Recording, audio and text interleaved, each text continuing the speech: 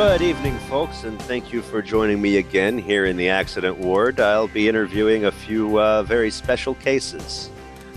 First, we have Chris McGee.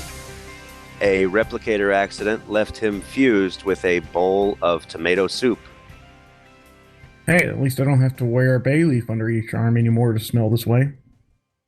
And then we have Ash Hume. A holodeck malfunction left her fused with a black and white serial villain. I was already a serial villain. And then we have Ben McLean. A hypospray accident left him accidentally fused with Dr. Phlox. I will kill all the babies. And the reason we've brought them all together is we had this crazy idea to try to beam up Star Trek and philosophy. And a transporter mishap merged them into one entity we call Trekosophy, the Star Trek Philosophy Podcast. And here we go. Tonight, we are going to be talking about, in case you didn't figure it out from the funny weird, not funny haha intro, we are going to be discussing the Voyager episode Tuvix. Does somebody want to give us a quick rundown on this episode for the people who didn't see it or are trying very hard to forget it? Janeway commits murder. Yes, it's a sort of suppressed memory. It's like, when people are like abused and stuff, they like suppress their memory. So they, that's what people have to do with this episode. It's so bad. Not nearly as bad as what I watched yesterday. Oh, what did you watch yesterday? Threshold. Oh, I don't remember that one. Remind me how that one goes. Exactly. Exactly. It's that repressed memory thing kicking in. I don't remember. They go to Warp 11 and then paint dries. Repressed memory. I don't remember the connection between the title of that episode and the contents of that episode. Giant space salamanders. Well, not giant. Well, is that the one where they? Salamanders. That's the one where they get turned into salamanders. Yes. Oh, that one was bad. Yes. Anywho, let's We're save very that sorry for for bringing that memory back. That one is so silly that you'd think we made it up as like a parody on Star Trek, but no, it's freaking real. and sorry, Ash, for spoiling it for you. Well, I don't think it can be spoiled. I mean, that would imply it was good at some That would point. imply there was something worth. I think there's enough people who've sort of mentioned that part of the context before to know or to have an idea about what is going to go on when I get around to watching it. We'll do an episode on it after you've watched it. The philosophical question of can people turn into lizards for no reason? No, I'm not sure. We're going to do an episode. What does Plato and Aristotle say about that? So... Let's see. Nothing. We'll do a so bad it's good episode about we how people can. evolved from amphibians, so why not?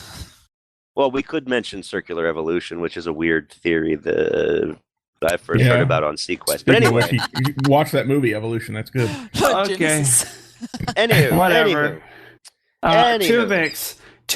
Now, Tuvix actually has an interesting concept too, and that is the concept of soul splitting, which, the idea in the sort of classical and medieval conception of the soul is that it is indivisible. The idea that you can split your soul like Voldemort is kind of nonsensical from a medieval standpoint, but it's sort of the point of science fiction to sort of explore sort of alternate thought patterns or what have you.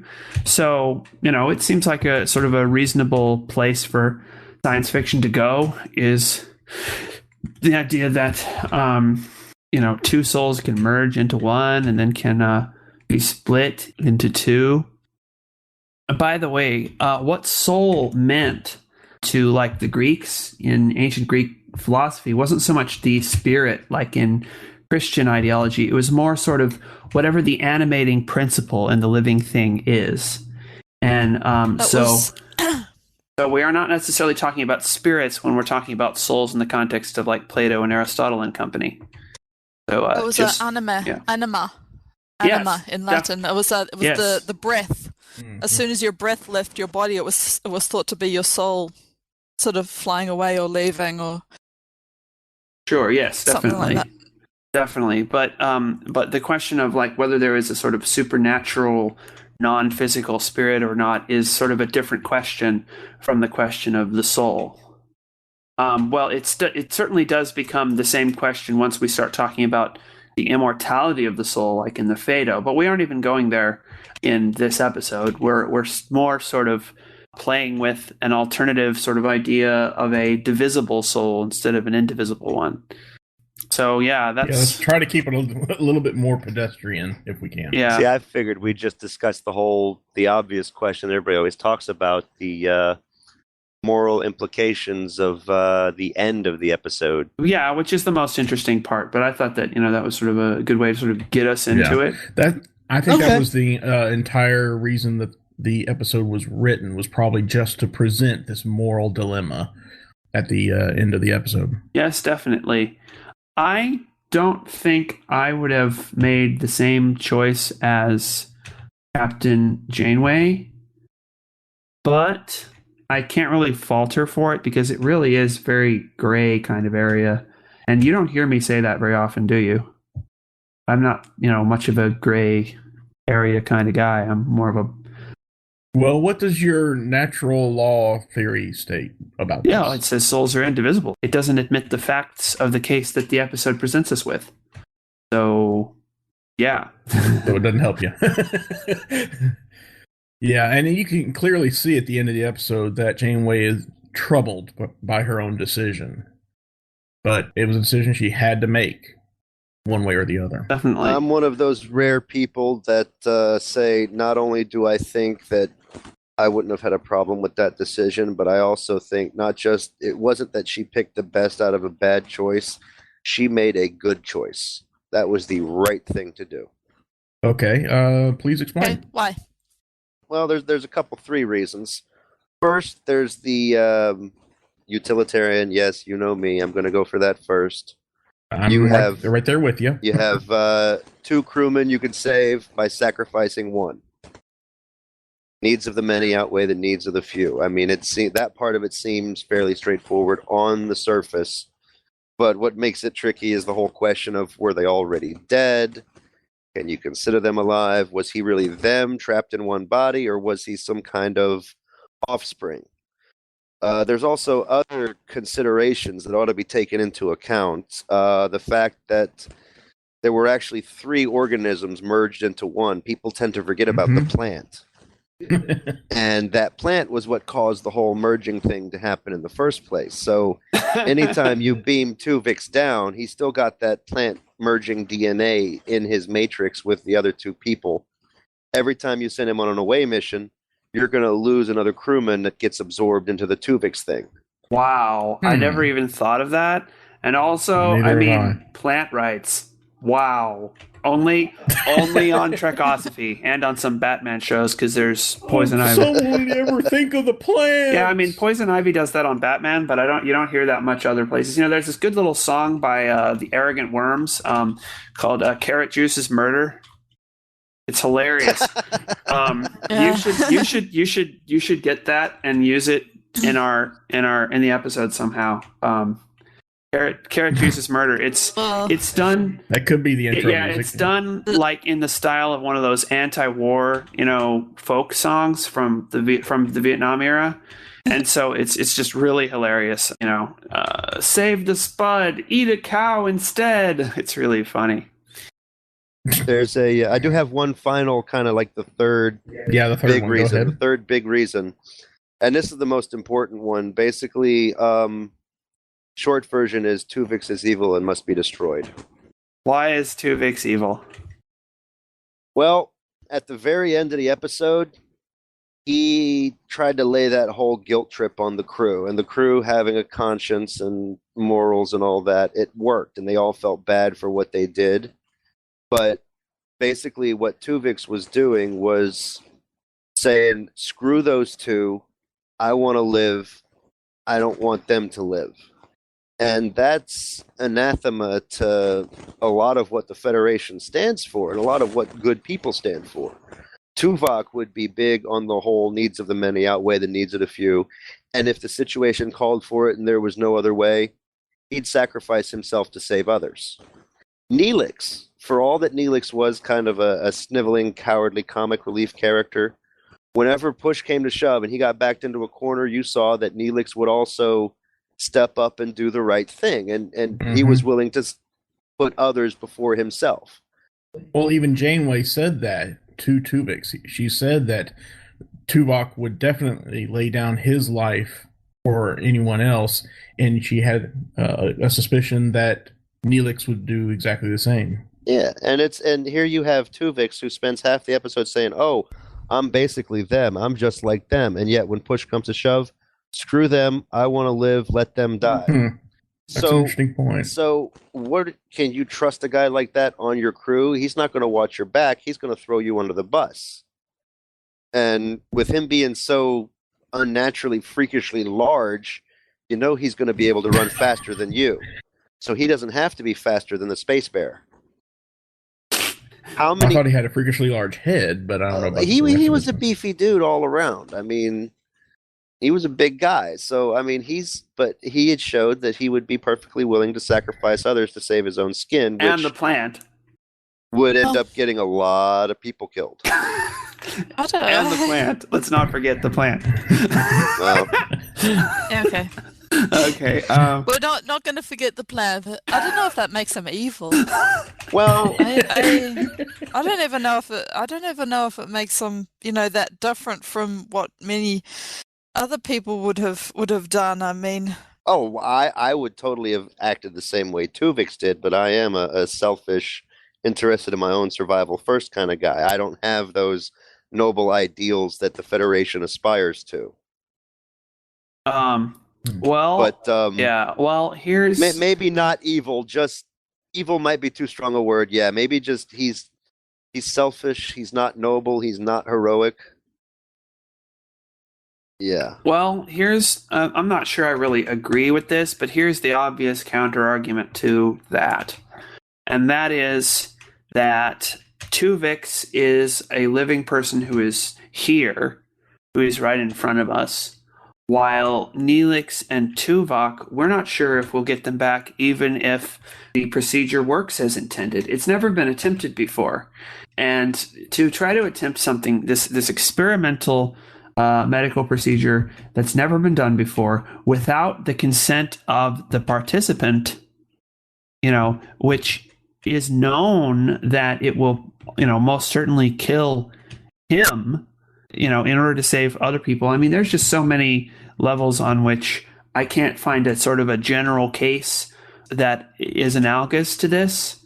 And all of the general cases that seem to be analogous would seem to rule against what Captain Janeway decided to do, which doesn't necessarily prove that Janeway was wrong, but it's sort of a very suspicious indicator, to the point where I just can't seem to find a really good general moral justification for Janeway's decision.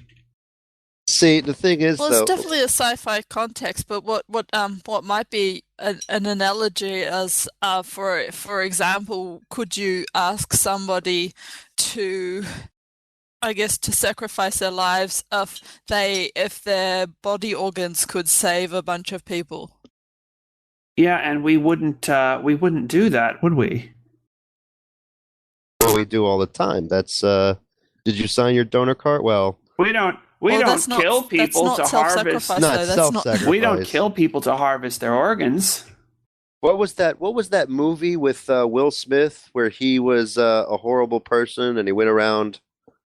What was it? 7 pounds of flesh. Will Smith's a horrible person who's just about all his movie, but Well, no, he was like a bad guy who went to help other. He found 7 people who were worth helping, and then he poisoned himself so that they would get his.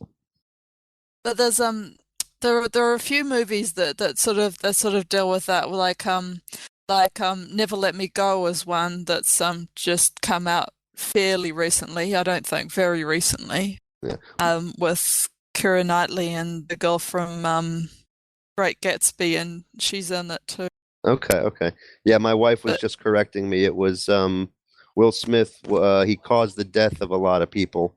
He wasn't evil, but there was an accident. It was his fault, and in his guilt, he was trying to make amends by finding 7 people to help. Hmm. The 7 people affected by the accident, he wanted to put things right. So he offed himself so that they would all end up with better lives They'd get his by harvesting his organs. And like some of them got money, some of them got organs. I don't remember all the details. It's been a while since I've seen it.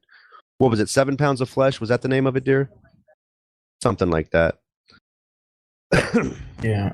I think Janeway had a very good point at one point in the story.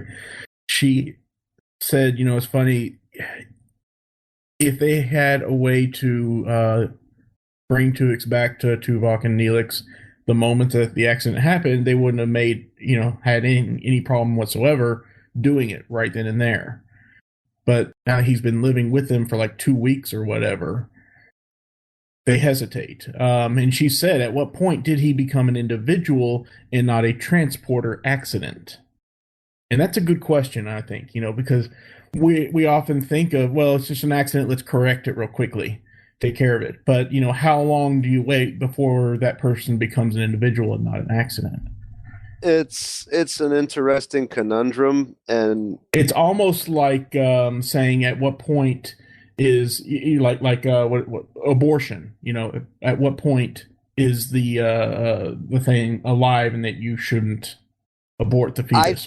I think in this context, the point where he stopped being a transporter accident was 5 minutes before the final surgery. Because it's like Ben was saying earlier, the justification is technically Tuvok and Neelix are already dead and this guy's alive. So you're gonna give up a guy who's definitely alive for a couple of people who are definitely dead to maybe get them back. And on the surface, that looks like a good justification, but for the first the movie with Will Smith was 7 pounds, by the way. Sorry. Thank you, IMDb. Anyway, but yeah, if you're gonna say Tuvok and Neelix were already dead, then from the moment of the accident, he's an individual. But that wasn't the case because he spent a lot of time saying, I am Tuvok, I am Neelix, all in one. He insisted that he could serve as chief of security. He insisted that he could serve as chief cook, morale officer, ambassador, etc. So he was claiming to be these 2 guys. They were still alive in a different form. If those 2 were actually dead and he was a unique individual from the beginning, then you throw him in quarantine because he's an unknown alien and he doesn't have a place in your crew. You don't just, it's like, how many episodes did they leave Seven locked in the cargo bay before they trusted her? Well, that's because she was a Borg. There's no, the Borg are sort of a known threat. But the interesting thing about what you just said, and I don't want to get us too far off topic here, but the interesting thing is what you just said is that you seem to implicitly assume that a person sort of is their role or their job. They sort of are what they do. And a Marxist theorist would have a field day with that assertion. So just to sort of heads up on that. Well, it is. Well, I think I might have just said it badly because what it is it wasn't so much he is the job he does. He was claiming to be the people who had that job, therefore the job was his. Yeah. Was it more that he was assuming their identities in a sense, rather than being a new person? Yeah, and I think there's that moment when they were all in sick bay and the doctor basically said, look, I can't do anything. I will keep researching it, but it could be years before I find a solution to this. And I think at that moment, everyone had to accept, okay, he's going to be with us forever. Let's go ahead and accept him as an individual being. That's part of what always gives me fits because we've seen them do the impossible like on a weekly basis. It's so it'll take a year, so you'll have an answer in about half an hour. Okay, I'm gonna go get lunch and come back. What is it? Scotty says you cannot change the laws of physics. What he means is you can't change the laws of physics. He changes the laws of physics on physics any day that ends with a Y. Yeah. Well, he only says that thing so that people think he's a miracle worker. Yeah, there is Even that. admitted Yeah, that. but I mean, That it's much. like I think I think all Starfleet people are. I mean, their job is to do the impossible. Yeah. Well, about abortion, I try to avoid this topic on Trekosophy as much as possible because I don't expect us to get anywhere on it. But I might point out that the dispute on abortion is not over whether the unborn. I don't think it'll ever be over. No, what I mean is it is not about whether the unborn is alive or not. It's not even about whether the unborn is human or not. It's about whether the unborn is a person or not. That is the dispute. So just so that's clear. Whether or not it has That a kind soul. of makes it even more analogous to the Tuvix situation because the whole idea of what Janeway was saying was, when did Tuvix become a person? At what point is Tuvix no longer, this sort of freakish accident? And what point did he become a person to them? Yeah, that's sort of the point there. Yes. And another interesting thought is this: it had only been 2 weeks before the Doctor came up with the solution, right? Something like that. Yeah. Everyone had gotten used to him. Everyone had formed friendships with him, etc. Okay, fine. But I'm willing to bet that most of the crew, still had this, I'm not sure 100% about him. I still miss Neelix and Tuvok, etc., etc. What if he had stayed as Tuvix for a year or 5 years or something before the Doctor found the solution? Then people probably would have said, "Hell no, he's one of us now. He's not in a transporter accident at all." I don't know. Based on how his personality changed in the last hour or so of his life, I think if 5 years of him, people would have been like, we should have switched him when we had the chance. Yeah, he's a real. They would have been like, oh yeah, he's a real person, an individual, but he's a real person, an individual that needs to die. He's a real dick. He is. Yeah, Wow. and then It's like, and then Neelix comes back, and they're like, "God, did we forget how annoying this guy was?" yeah, And how bad the cooking was. but that's just it. That's just it. Tuvix seemed to take the worst qualities of both characters and merge them together. And their bad qualities are charming quirks, which is part of why they're not perfect, and we enjoy them for their flaws. Because Neelix, okay, yeah, some people say they hate Neelix, but let's face it, he was an interesting character, and one of what I think is the best moment in Voyager ever was his final scene where Tuvok dances. You move a single foot, and you convey so much about emotion and friendship. And I mean, the bond. I mean, I don't know if it was quite at Kirk Spock levels, but the Tuvok Neelix relationship was. I mean, when a Vulcan makes a friend, they make a friend.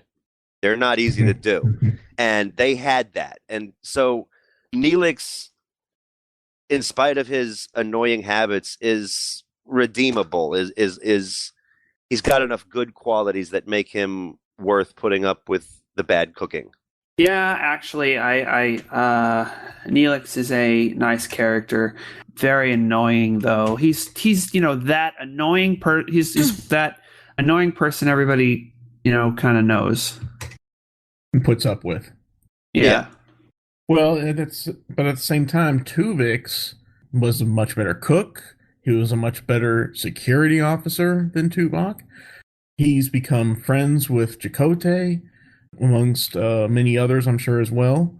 So it's almost like he's better at everything that the other two were specialists of. He has he has Tuvok's restraint, but at the same time he has Neelix sort of empathy and joie de vivre and all that kind of stuff. So I think in a way he sort of balances each side of that personality out, where if you look at Tuvok and Neelix as two, I guess, extremes. And he out-hustled Tom Paris. I mean, come on.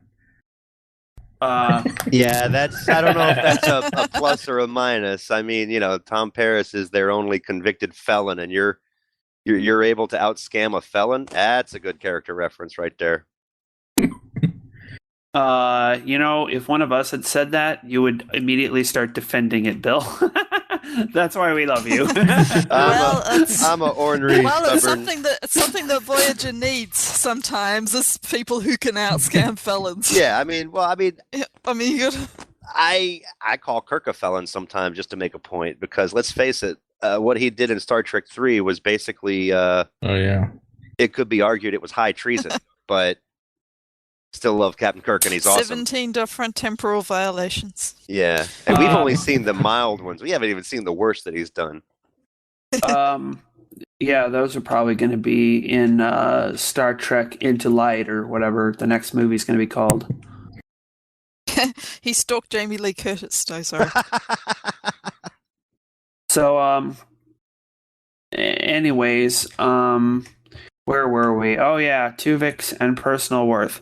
Well, how do we measure the worth of a person? That's the question that what you guys have been saying sort of raises. A lot of what we have said here assumes that it is a consideration in how we regard Tuvix's right to live. How well he does his job seems to factor into that, and that seems to be a sort of assumption that can at least be questioned. Should how well he does his job even be a factor in whether he's a person or not? It's a good question. If your job can be replaced by a computer, then no. But if your job requires that human touch, then yeah, evaluating what kind of person you are by what kind of work you do counts. Well, it counts for something, but I think it counts for something. I think it depends on the quality of your moral compass. Yes, the whole content of your character rather than the color of your plastic exterior argument. Okay, I like that. Plastic. See, I'm paraphrasing Dr. King there, and then I'm giving it a sort of sci-fi twist because it's plastic like an android. Androids should be judged by the content of their character, not the color of their plastic. Absolutely. That's like a law of Trekosophy, I'd say. And it's like, and Data's a good example of that because he got. The question got raised a couple of times. Are we anthropomorphizing him? Is he a thing that looks like a person, or is he a person that's just made out of things? Okay. And I need to make a note. Decided I need to make a note. I need to make a note of that. I need to make a new page on our document for the laws of Trekosophy. Anyways, what were you saying? Sorry. I was just saying. I think. In my mind, it's not a question of was he a person. It's more of a question of was he a person worth saving? Because every Star Trek crew we've ever seen has made the hard calls about who to save and who to shoot. And I think Tuvix was one that needed to be shot by the end of it. Once he started becoming himself and he was like, all right, screw them. I'm me. I'm more important than they are. That's not a component from either personality. Well, I'm wondering if a part of his reluctance came not so much from the fact that he would be unwilling to die and to save himself and all that, as much as he didn't want his life to be devalued. If it had been ultimately, Neelix or Tuvok having to make that sacrifice, then I don't think the question of the value of their life would have been so contentious. That's a very good point. I can see that. I don't know what it was about him, but something about him was just not right. Because it's like, I think part of the question is, it's like, was it Tuvok's choice? Or was it Tuvix's choice? Because if it had been the other guy's choice, they would have chosen.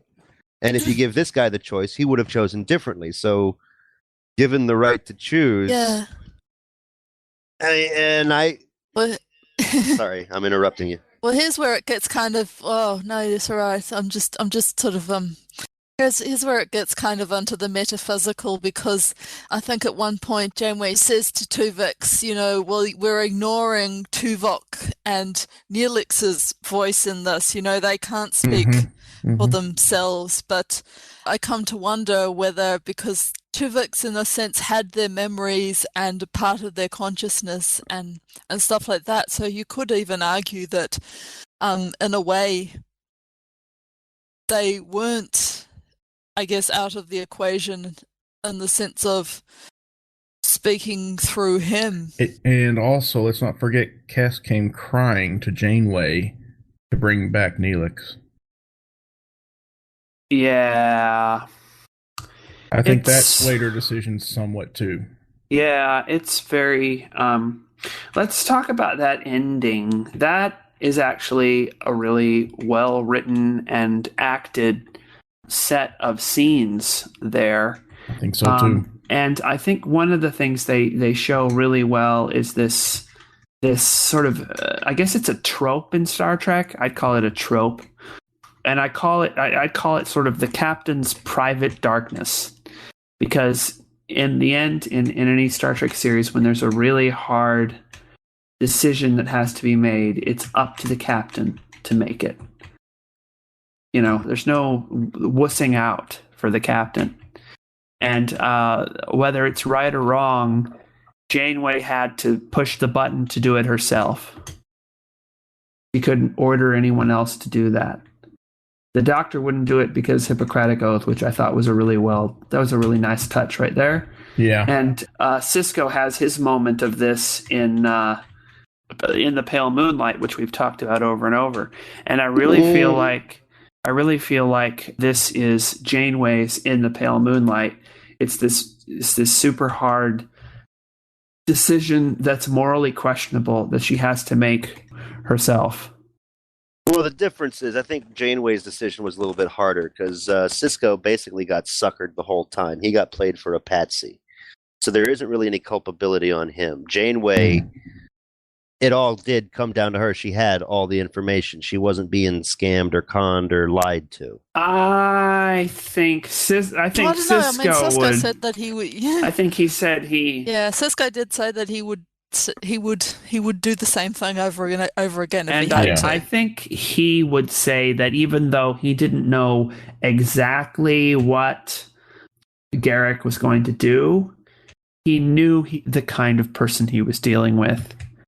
I still don't think he did, because Starfleet types tend to be a little naive when it comes to the nasty stuff.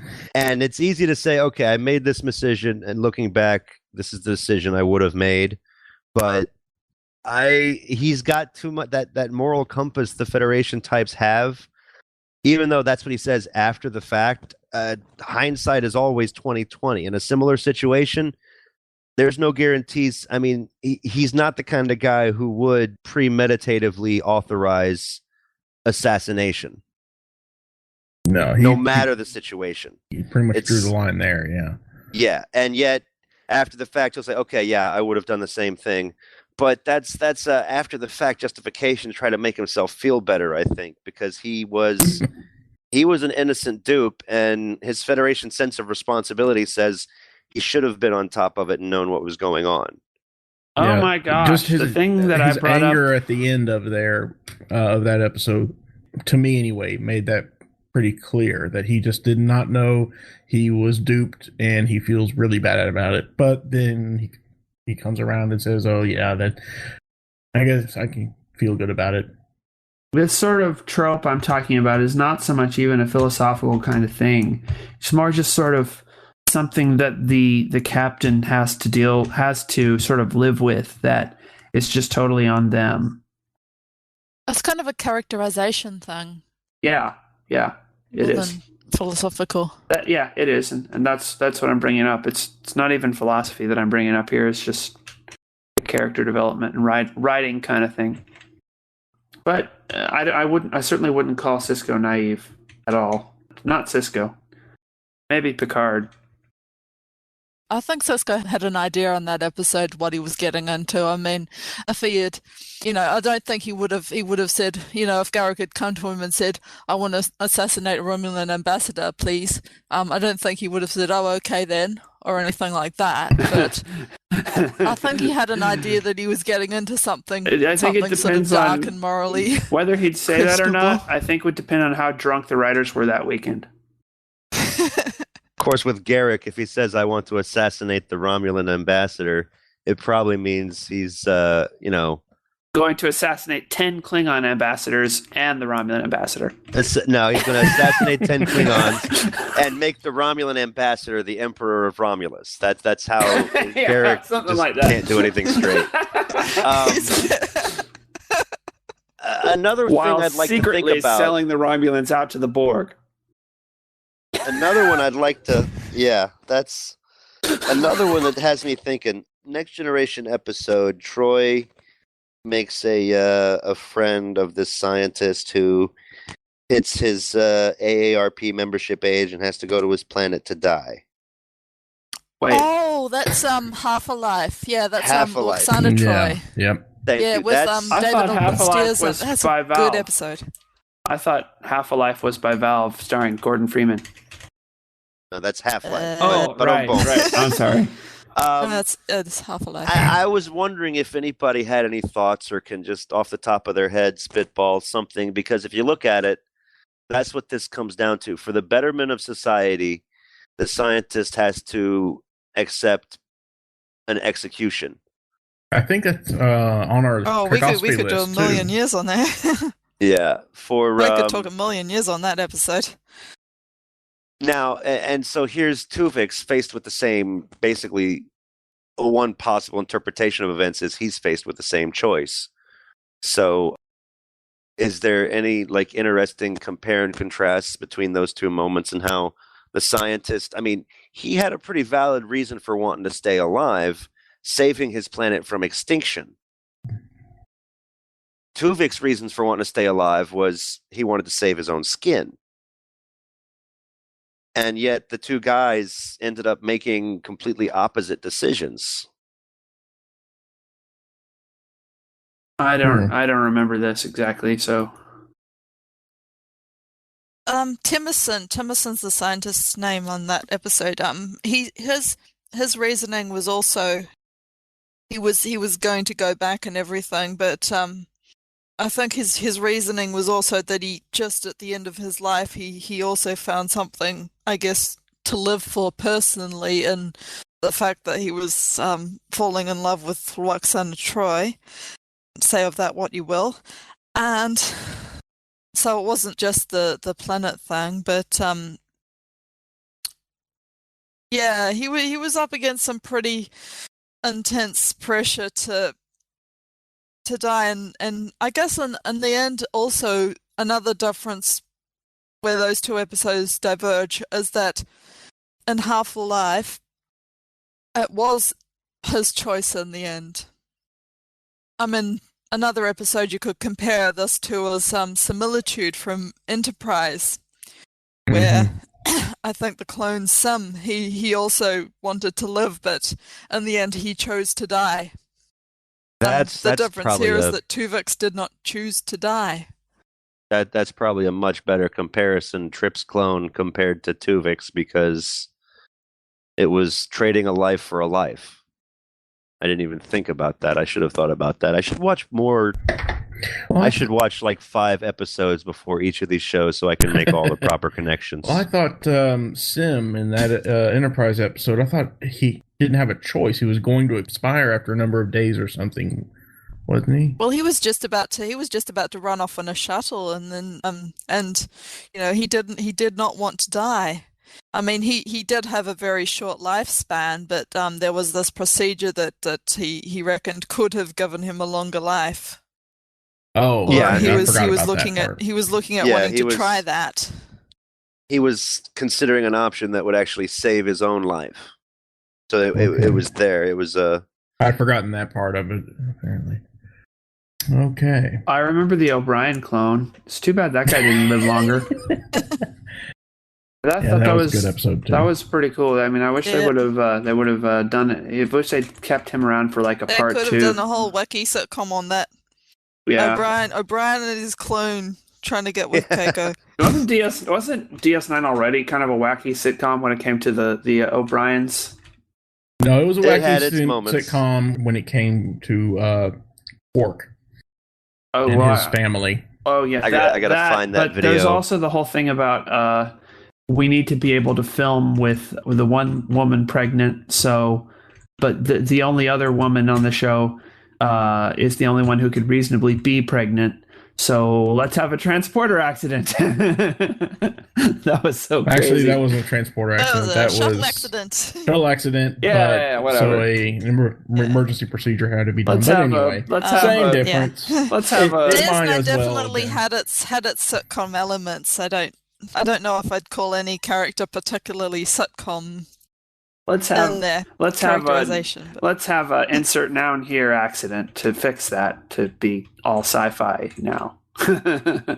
Sci-fi is great because you get an automatic built-in excuse for anything that you want to do anyway. It's a great thing about sci-fi. Oh yeah. Yeah. Yeah. It's like you have a problem, a robot did it. Yeah, it's the old trope is a wizard did it. If it's sci-fi, it's ancient alien technology. Something like that, I thought that was Ancient Aliens. Modify the phase variance, whatever. Anyway, and that's bounce a gravity particle beam off the main deflector dish. I actually that's the way we do things here. I've learned that on the guitar too. Okay, well, before we get way off track here, what do you mean before? Do we have anything else? Actually, I was going to tie this back to the Tuvix episode because, seriously, the science, the magic in this episode is particularly bad. Okay, this is total magic. This is the zone of just total. I particularly like the way magic. Even their clothes merged too. I mean, oh yeah. And then he doesn't actually change his clothes. So for 2 weeks, he's got the same set of clothes on. No, I thought they did. Oh no, he had a regular, he had a uniform. Yeah, so he had a proper uniform after a while. So how did that work when they split up again?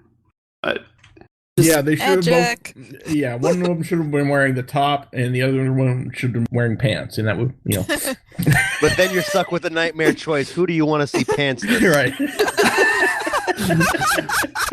Well, magic. I mean, let's take it dirty for a second. Are we sure the ears are the only things pointed on a Vulcan? The magic fixed that, so we don't have to worry about that.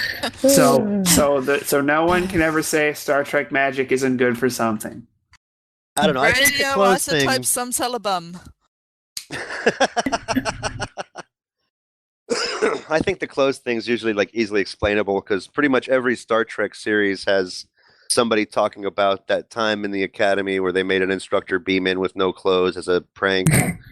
So, I mean, if you can make your clothes disappear when you beam, you can make them reappear. I mean, that's one of my plot contrivances for my superhero comic book. When he taps his comm badge, he beams in his superhero outfit. Wow. You have using the finite improbability drive to, make a co-ed closed jump 2 feet to the left or something like that. What is it? Yeah. He just beams himself to the same place he's already standing, just as a costume change. So in a silvery shimmer of light, he doesn't have to spin around like Wonder Woman does. He just taps his comm badge and he becomes Captain Nebula. Is that your guy's name, Captain Nebula? Werewolf story, and it's a story I'm working on. He's the captain of the USS Nebula. He crashes on a planet. It's one of those planets that looks just like Earth, and this particular version of Earth has a team of costumed superheroes, and he ends up being the crashed alien they think is a threat, but turns out to be a friend, and he joins them in their legion of superheroes and fights evil. Have you written the rest of the superheroes out? I've got rough synopsises and a general background info on them. It's all about tracking down ancient Iconian artifacts because you're going to end up having various Starfleet bad guys eventually show up. It's one of those Star Trek stories that doesn't look like Star Trek at first until you've. So it is a Star Trek story at its core, though. And we can talk all about it after the show. So bringing it back to. Sorry. Yeah. Well, I was just gonna comment on how silly the whole basic plot of this episode was. I mean, seriously. I think pretty silly, and we reached I think our I time have a limit. solution for them. I think this is slightly less silly than the ones where it's your mind got transferred to someone else's body. The body swap episodes are goofier. No, this one's goofier.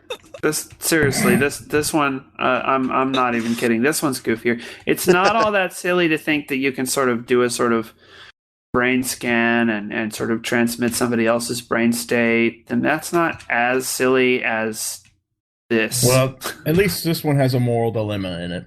Yeah, that's good. You know, that's one of the good things science fiction has. It can give us these completely absurd premises, but then it uses them to sort of let us think about moral dilemmas, which is nice. And I'm afraid we've reached our moral dilemma, but it's not really a dilemma at all because we actually have to complete this episode now. We have to sign off. Yeah, so Bill, can you sort of do the announcement ending thing? Let's see if I remember how to do that. Well, you put your right foot in and you put your right foot out, and that's what it's all about, or something like that. And then you gyrate it furiously. Yes. All right, folks.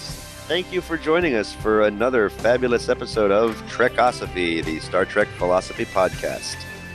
Like us on Facebook, follow us on Twitter, check us out in the iTunes store. Where else are we these days? Trekosophy.com. We're on YouTube, if I can ever get around to updating the channel. Yes, coming soon on YouTube, and eventually I'm going to buy a webcam. Although that kind of scares me because I tried to grow a beard, and instead of getting a Riker, I ended up with a Bobby Singer. Oh, rejected.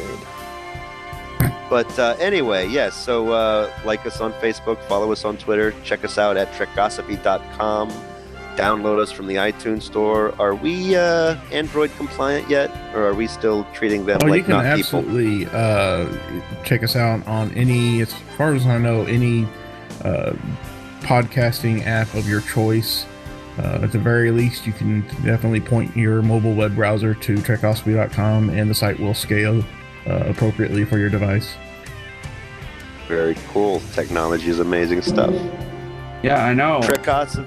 It's almost like, before long we're going to be, on these like ships that, travel between the stars and stuff.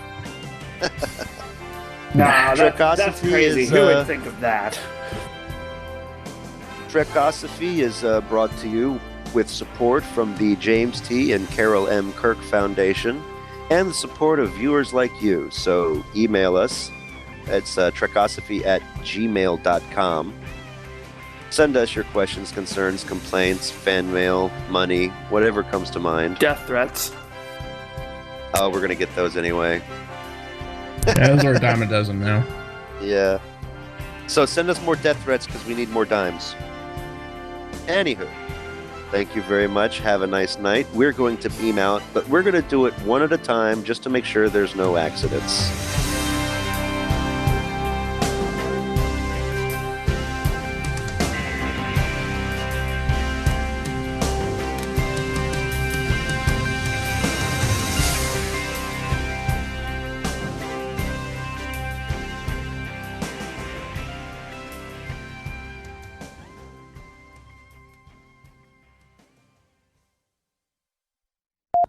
Well, I mean, it was something. They don't know what it was, but it's like all of it. It was a clear, pleasant day, and then fog rolled in that was incredibly thick and smelled like sulfur.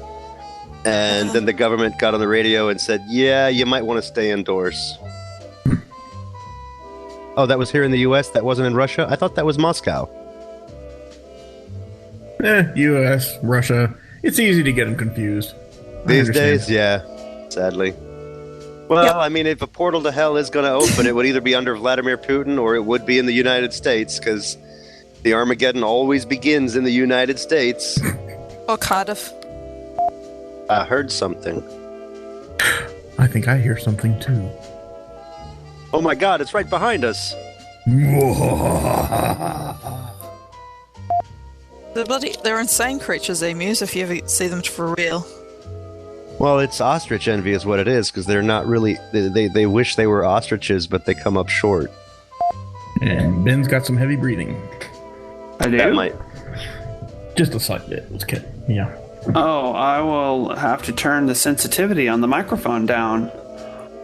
Or just say, I am your father over and over again. Yes, the Russians invented Klingons. We made them better. Why is there no Christmas in Star Trek? Because everyone in the Federation is on the naughty list. We wish you a Trekkie Christmas on the final frontier. Good tidings will come to us, everyone, as we boldly go forward to greet the new year. It was the night before Christmas, and all through the ship, not a creature was stirring, not even Commander Trip. That was that Sloyan? James Sloyan? That was James Sloyan. He's a good actor. Damn good. That was a good episode too. Yeah, it was. Yep, that's Sloyan, all right. Which was totally a he's getting take up there on. now too. They all are. Most of them, yeah. What? He was in Xanadu? Huh? I don't remember that. Oh, actually, no. I think about it. I think I do remember. Xanadu. Now I'm picturing Dr. Mora with roller skates.